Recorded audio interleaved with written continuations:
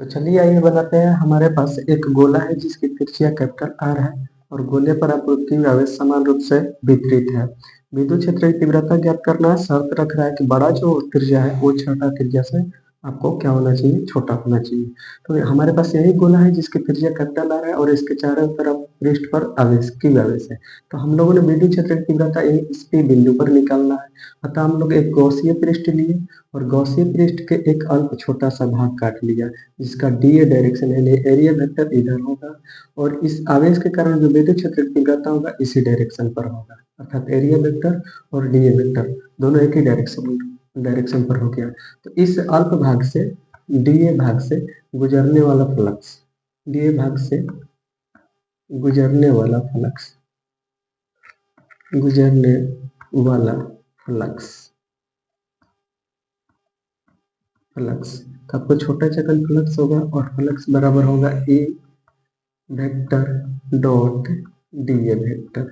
यहाँ से dot product निकलेगा तो आएगा डीए और cos। देखिए यहाँ पर दोनों के बीच एंगल जीरो होगा, दोनों एक ही डायरेक्शन में तो जीरो हो गया।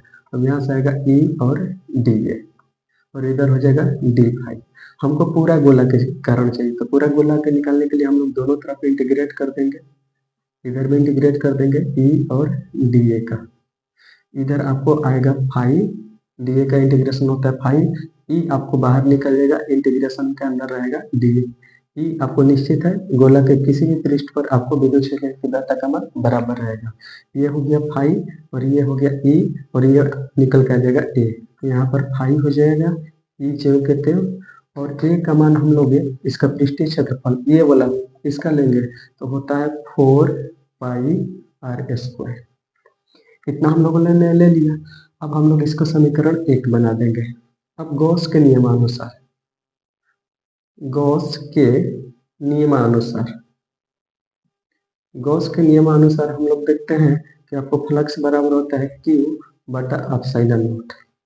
यहाँ से हम लोग इसको समीकरण 2 रखते हैं, समीकरण 1 और 2 को तुलना करेंगे हमारे पास आएगा E 4 पाई आर स्क्वायर बटा में Q बटा में एप्सिलॉन नॉट।